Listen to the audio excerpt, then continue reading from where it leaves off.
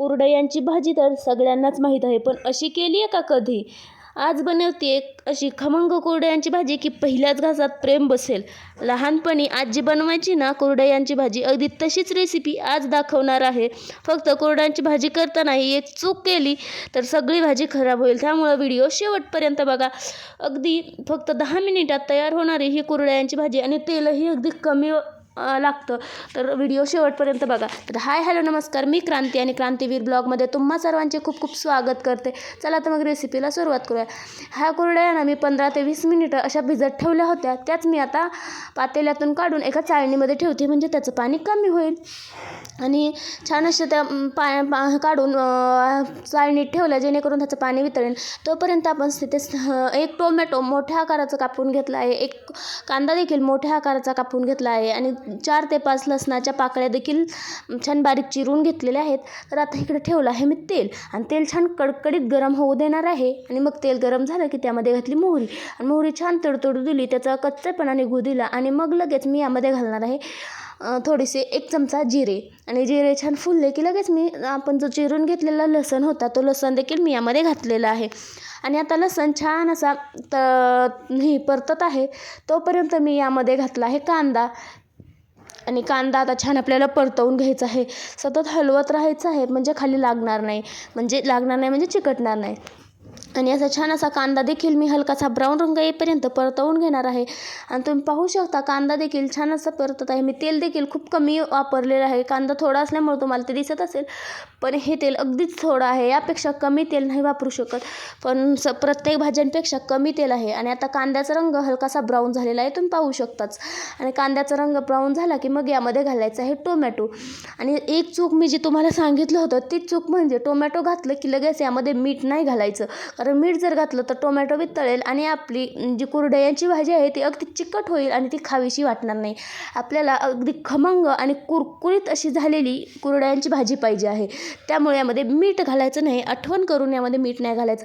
पण आता सुके मसाले आपण यामध्ये घालू शकतो. टोमॅटोला छान तेल सुटलं आहे, मग यामध्ये सुके मसाले घालायचे. तर त्यासाठी काय करायचं, सर्वात अगोदर अर्धा चमचा हळद घालायची, आणि हळद घातल्यानंतर 2 ते 2.5 चमचे इथे लाल तिखट घालायचं आहे. लाल तिखट माझं तिखट नाही आहे म्हणून मी जास्त वापरलं, तुमचं तिखट असेल तर तुम्ही कमी वापरू शकता. आणि मग आता मी यामध्ये घातलं आहे 1 चमचा गरम मसाला आणि अर्धा चमचा धने पावडर. जास्त मसाल्यांची देखील याला गरज नाही आहे, तुम्ही अगदी कमी. आणि तुमच्याकडे जर नसेल ना धने पावडर आणि गरम मसाला तरी देखील चालतं, माझ्याकडे अवेलेबल होता सो मी घातला आहे. तुमच्याकडे नसेल ना तर तुम्ही नाही घातला ना तरी देखील ही भाजी अतिशय उत्तमच होणार आहे. आणि आता छान असं टोमॅटोमध्ये हे भाज्या ज्या आहेत ते टोमॅटो आणि कांद्यामध्ये छान एकजीव करून घ्यायच्या आहेत. छान त्याला तेल सुटेपर्यंत परतवून घ्यायचे आहेत. आणि तुम्ही आता पाहू शकता आपल्या हे मसाले जे आहेत तर ते टोमॅटोमध्ये छान असे एकजीव झाले आहेत, आणि याला तेल देखील सुटायला सुरुवात झालेली आहे.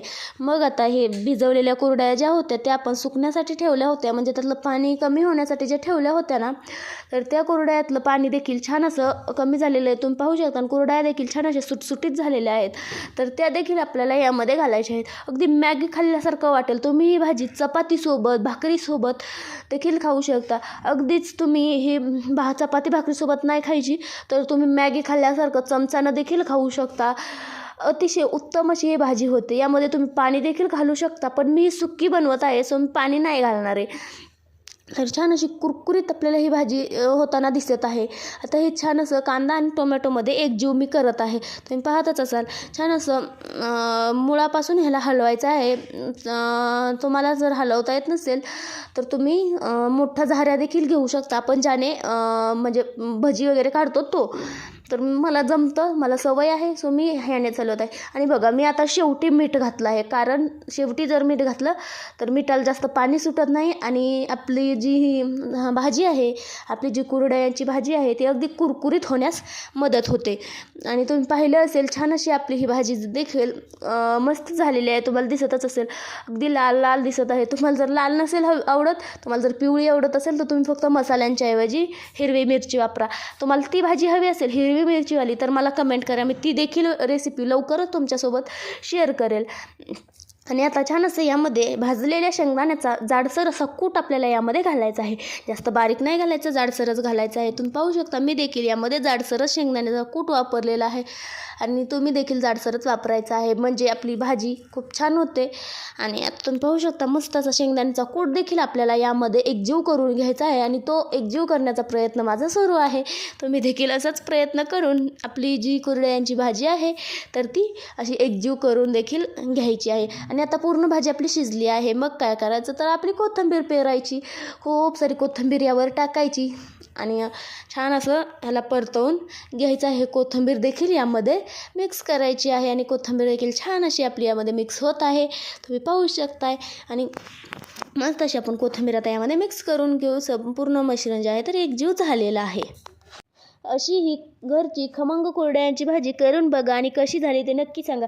रेसिपी आवडली असेल तर लाईक करा, शेअर करा आणि कुरडयांची भाजी तुम्ही कशी करता ते कमेंटमध्ये नक्की सांगा.